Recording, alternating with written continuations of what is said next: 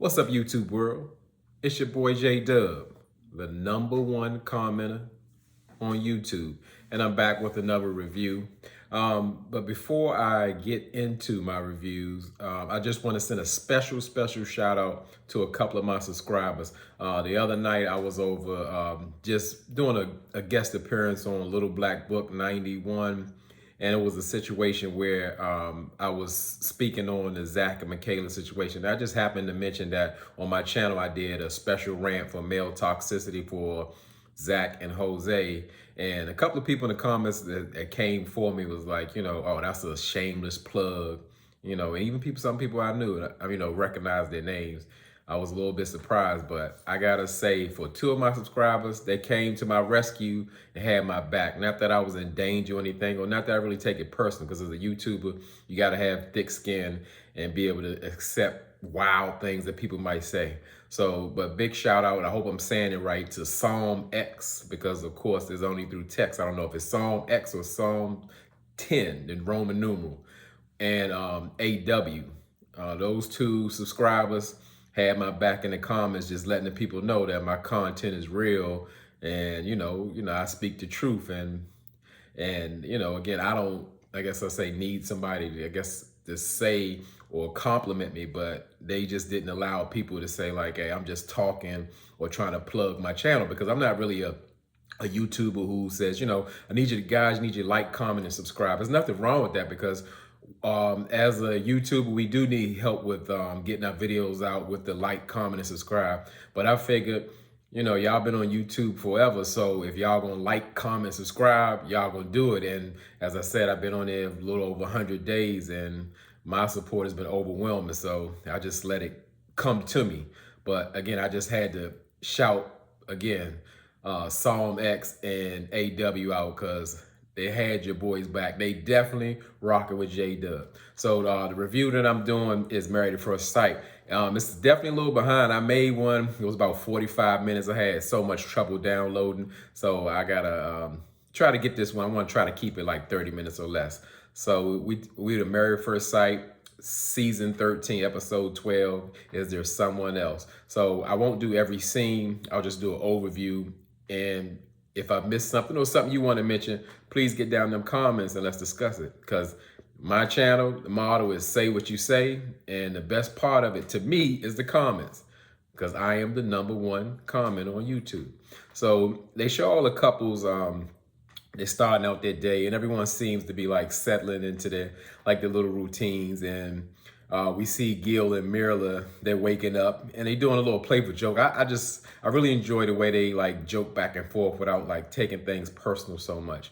And Gil says good morning to Mirla, and Mirla says good night, like she just shut it down. I thought that was a little cute and funny. So we see Brett. She's coping with the loss of her dog Baxter, and you can tell that also she's I guess feeling kind of down with her marriage with Ryan. Like it's just so uncertain. She doesn't know exactly where she stands. When everybody says yeah, she has an idea, but absolutely Ryan hasn't communicated that to her. So, and we go to Zach and Michaela. They're back at their apartment while Michaela's working. Zach gives a what I would call a backhanded compliment to Michaela. So Zach goes, you see my lovely wife here. She doesn't have the fake lashes on or any makeup. She's just bomb. She's 10 out of 10. And Michaela like, oh, thanks. Your fake lashes. But anyway, Zach be cracking me up. So we see Bao. She's dealing with another breakdown from Johnny, which is nothing new. Johnny is always melting down. He worse than Zach to me. And Bao she says she's feeling deflated, but she also believes that, I guess, the problems in her marriage can be fixed. But in Bao's private confessional on the balcony, she sarcastically says like she has to just woman up and, I guess, take charge of the situation, because she has to romance her husband and she has to woo her husband, because it feels so foreign and strange to her. She's mentioned that before. So we go with Gil and Mirla. They're making smoothies, and sometimes I feel like that. I think they're the best couple on this on this show, but I can always feel that energy that I didn't like about Gil coming back. Well, you know, that passive aggressive, you got to make certain comments or digs at Mirla, and but like I said, they're joking to me. I think they do that well without people getting personal. But Gil's always seemed to be like criticizing Mirla, like what she does and how she does it. Like, you know, she was complaining more so like, you know, Mirla always wants something new or something expensive. And even like, I don't know, it was a playful thing or it was a serious thing to pull a little bit of power. And he was like, she was asking him, you know, can you make my smoothie? He's like, oh no, you can make it how you want to make it, do it yourself. I'm like, Gil, come on, be nice to the lady. And they're having a discussion about getting an apartment, and Gil tells all the things that he doesn't like about apartment. I'm not sure if it's out of his budget or he just doesn't, but I can understand if I live in an apartment, I would want the same things. I don't know what reasoning Gil has, but he doesn't want to live in a high rise or a mid rise or a big old parking lot. He said it goes loop de loop and all of that. He just wants something simple or closer to the ground. So I can feel that. But like I said, sometimes you got to question whether it's a budget thing. But Mirla says she likes new apartments, and Gil goes back to the I guess the saying so much that he believes Mirla always wants something new. It's just one day, I hope she doesn't want to trade me in for something new. You know, it's hard to kind of gauge whether Gil is being genuine, because I call him production Gil. He's always going to insert something that seems to help the show. So we see Rachel and Jose, they're in the kitchen and she's cooking. And in the scene, it made me realize like how in real life, like couples have different like little quirks and preferences that one may not understand. And Rachel says she doesn't like to cook because it takes too long. And I could totally relate to that because like when I eat, I probably eat less than 5 minutes, but if I cook, take me 20, 30 minutes, and then I got to clean up and all that. So I do like to eat food that is fast, not necessarily fast food, but stuff that don't take long.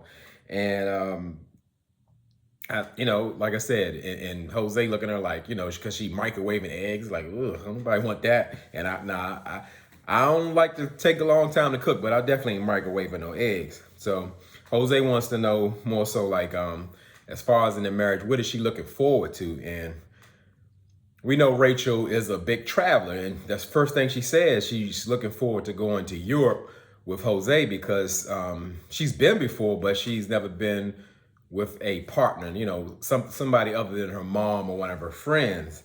And Jose immediately, like, kind of, he did that the last time. He kind of took her away from wanting to, or trying to say, let's, you know, why go to Europe? I want to just take a road trip to Texas. And I'm like, what? Yeah, Miller's like, you know, our travel game, our thing is on different levels. And she's right, because like, I'm like, y'all actually live in Texas. And I know personally that Texas is huge. I've never even been there, but you know, I study a lot. And I know it takes probably about 12 hours to drive across it. But vacationing in the same state you live in, I don't really consider that a vacation. I call it like a weekend getaway or something like that.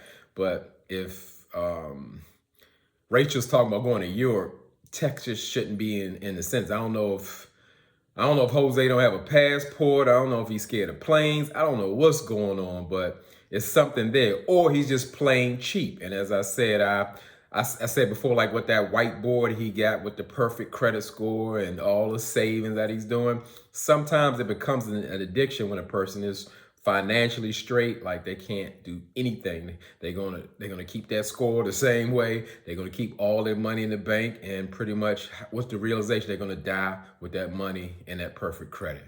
So, and I just think it's really selfish that Jose doesn't seek balance or trying to, I guess what he said he prepared for. He prepared to take care of his wife. He got, you know, he brags about, you know, having 2 homes paid off and bring her income in the situation.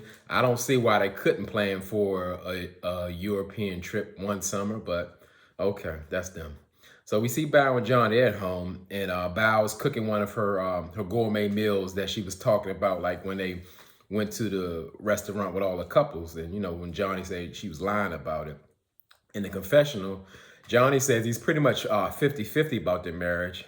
And you can tell like Johnny's not sincere, and the way he talks about, like he has an underlying problem with her, and he actually does. He's making like little snide remarks, like Bao was saying, well, I'm gonna do this bouillabaisse sauce or whatever, and it calls for sliced tomatoes, but I'm using whole. And Johnny was like, oh, so you're gonna deviate from the recipe? I just can't believe that, you know.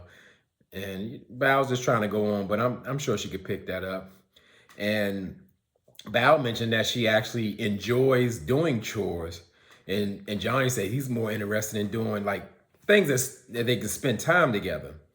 And since Johnny requested that Bao initiate sexy time more, or sometimes Bao, I guess she did her best effort in flirting with Johnny by letting him know that, you know, she wants to spend some time together, but it's going to be in the bedroom doing activities. So Bao let Johnny know, like, hey, it's not here, but I got a happy drawer at home that, you know, I normally partake by myself, and I haven't shared it with anyone, and I wasn't sure if you'll be interested in participating in that, you know, the happy drawer activities. And Johnny immediately perked up. He like, yeah, I'm definitely interested in that. That's the only time he perk up. Johnny is, you know, Johnny's about that sexy time. That's what he needs. And I guess that got him going. He popped Bao in the butt with a little towel, and she's like, oh no, you're just starting trouble, mister, you know. And I guess that's what Johnny would call like spicing things up. That's his term. Everything has to be spicy. And Johnny said he wanted to play a game called you drink or you give a truth. And of course, he wants Bao to ask him a question. Johnny wants everybody to ask him or initiate what's going on with him. So Bao asked the question and said, well, what would you say on decision day? And Johnny immediately drinks, because, you know, he doesn't want to give her the truth. He already knows what he's going to say. So Johnny asked the same thing. And of course, Bao gives a solid answer to Johnny because she's a communicator. And she said she would absolutely say yes on decision day, because normally she is the one who ends a relationship, and she decided, like, once she got married at first sight, she was going to see the process through no matter what the results were. And, you know, Johnny liked that. You know, it showed that, like, she was very committed. And if Johnny, to me, wasn't so, let's say, self-absorbed and didn't have anger issues and wasn't immature, they could really work. But that's a lot to overlook. So we see Michaela and Zach, they go on a bubble ball date. And, you know, that activity actually looked fun. And they seemed to enjoy themselves while they were doing it. But after they stopped, you know, doing it, they was going battling back and forth. And Zach won at bubble ball, and he told Michaela that, you know, he wanted her to do the Dougie. She did it inside and outside. I mean, we see Michaela just can't dance. We see that. That's just, but other than that, I don't see the connection with them. It's almost like two friends trying to be friends or be nice or play nice. You know, like they just trying to get by and play the game. I see no romance in between them. You know, when I see them interact or come close, it's normally Zach giving a church hug or they doing a high five. So I don't know. So much for romance. We go back to Johnny and Bao. They've actually finished fixing a gourmet meal, and we all know, like, dinner time is not a good time for them. It always seems to be a meltdown on Johnny's part, and at this scene, it doesn't disappoint. It goes in. Johnny asked Bao, like, he asked her, does she feel like she's giving 100%? And Bao answered confidently, like, yeah, I'm certainly giving 100%, and I'm doing, you know, everything that I can to make the marriage work. And Johnny pretty much said, well, if you're giving 100%, I'm giving 150%. You know, and it just, his tone got immediately, like, aggressive with her. And he just pretty much just, you know, he just walked up to the table. Like, he was just so frustrated with it. She didn't understand, like, what was going on.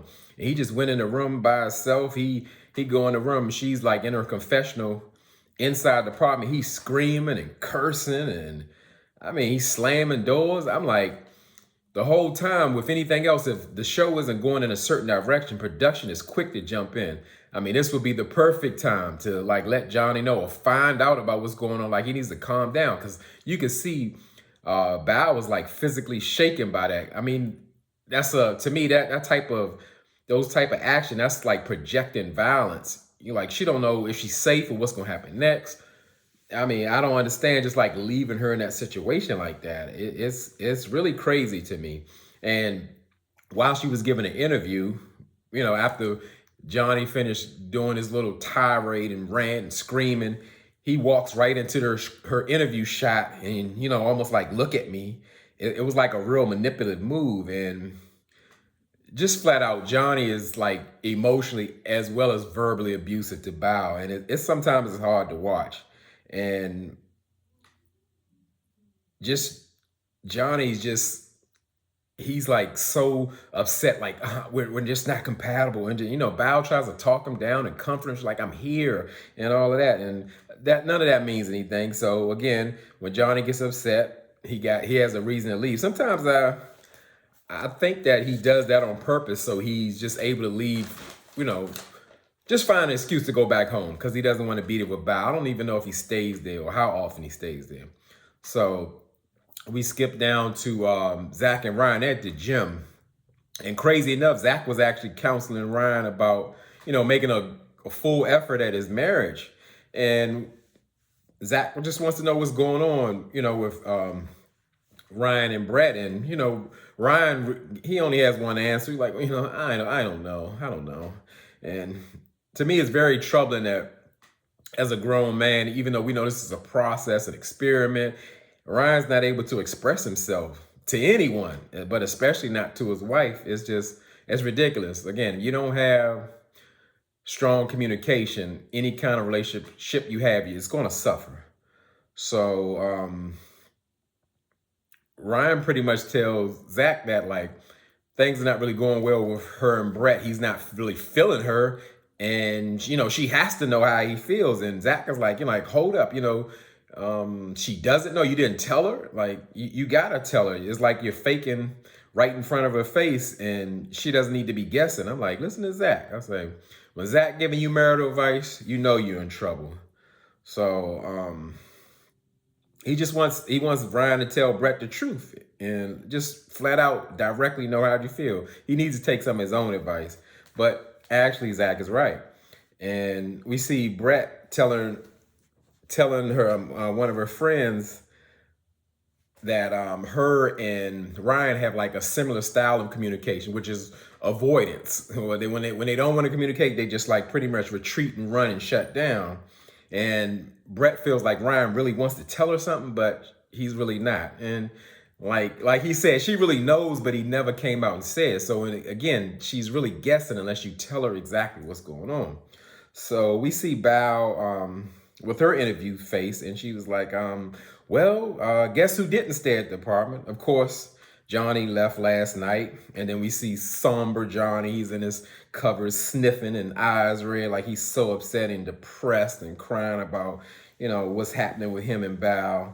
And Johnny mentions that like he has to take Bao to his family cookout because they previously show like how when Johnny told her about it, she was like so excited and ready to go. And, of course, people pleaser Bao wants to learn his whole family name in Mandarin. And I'm like, Bao, like you doing way too much. Johnny's not even giving you that kind of energy for you to be working so hard. Not that you have to go tit for tat or compare, but Johnny's just being Johnny. He's giving you nothing. You're giving everything. So we see a double date with Ryan, Brett, Jose, and Rachel, and they go to like the little Ninja Warrior house or whatever. And Brett put the date together to kind of connect with Ryan because she knows he's really into that kind of stuff. And Brett in his confessional, like he's like, yeah, I'm so excited and I'm really looking forward to, more activities like this, in the future. He's really excited. So that energy that Ryan lacks. I mean, like, just, I don't know who could stand to be around. I'm an energy person. A person is always down or sad or whatever the case may be. It's draining, and I don't even see how Brett puts up with it. And as far as like on a group date, you can't even tell like Ryan and Brett are together. It's no interaction at all. They're just there and they're partners. And so everybody's running up the little ninja wall or whatever. Even Rachel did it. And Brett is the only one who had trouble. She couldn't get in, get up the wall. I guess she didn't have the upper body strength. And Ryan's looking like, see, this is what I'm talking about right here. He just, she can't do anything. He looked disgusted. So we see Michaela, she's having lunch with one of her sisters. And sister wants to know, what's been going on since she's been married. Michaela says her marriage with Zach is good, but it's been very challenging. And she's learning not to be so reactive. And she learns that Zach if things get heated, he needs to take a break before communicating to her. And Michaela said the problem with that communication, Zach was being like elusive in telling what's going on, and almost like he's giving her story time. But now he seems to be more direct with his communication, and Michaela saying that's what she needs. And Michaela pretty much says that her marriage is strong and growing. So, we'll see how that goes. And she also revealed to her sister that she was actually in love with Zach. And, the sister was surprised because Michaela hasn't ever been in love before. So we see Johnny, he's at his family cookout and he's celebrating his Uncle Frank's birthday. And he also shows up to the cookout bowless. He didn't left Bao at home. So, while he's at the cookout, he's just dogging Bao out. He's just speaking the worst about her. And I just don't really understand why he's doing that. And he says that Bao pretty much likes doing domestic things around us, but he wants more romance, and he really doesn't even like the way Bao thinks her perspective or anything. I'm like, you really dogging this lady, but you quick to have sexy time with Bao, but it's nothing you like about Bao. That's what you're telling everybody. And Johnny pretty much said, I need a high school romance. And his Uncle Frank reminded him, like, you're not in high school, right? But Johnny isn't receiving anything that anybody's saying. He just wants to be done with Bao.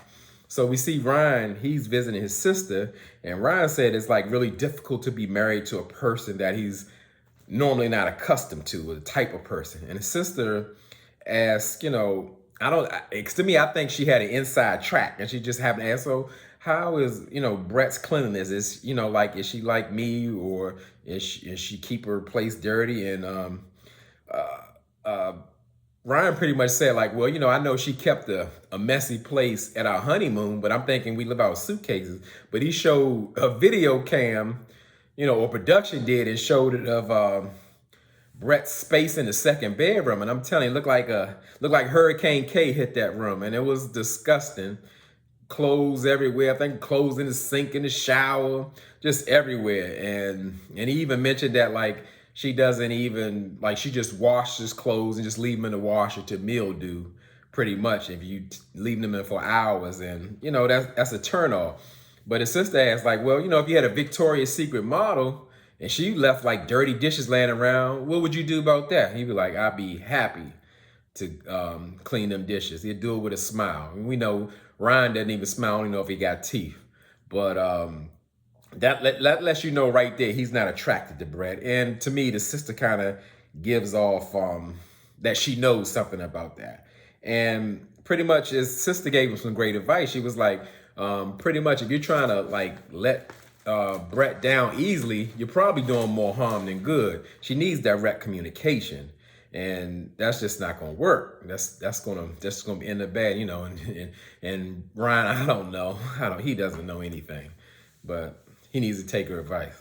So we see Johnny return back to the apartment with Bao, but he only came back because they have a counseling session with Pastor Cal. And I should start calling Johnny Bao, because that's what he's doing. Like, he got his head bowed. He's bowing his head. He can't look nobody in the eye. He's so depressed. He's so upset. And he always wants somebody to ask about him. And pretty much on that video call, Pastor Cal indulged him. What's wrong, Johnny? You look so sad, And Johnny said, I'm looking sad because, you've matched me with someone that I'm not compatible with. And Johnny goes on to say that, he didn't invite Bao to the cookout because he didn't want his family to get attached to Bao when he doesn't even like her. I'm like, Johnny, Bao's sitting 2 inches from you. I mean, like, the boy has no awareness, no empathy. He's just lacking. And like I said, the way he's acting, he absolutely shouldn't be married. He has no consideration for Bao's feelings. And Johnny continues to say Bao's just not genuine. And he said Bao was lying about the gourmet meals because that's his beef with her. You said you made the gourmet meals. You ain't making nothing. And Bao said, yeah, I do it. And he's like, no, we do it together. And Pascal's asked, like, Johnny, is that true? Is she lying? And Johnny wouldn't answer. Pascal made him answer it.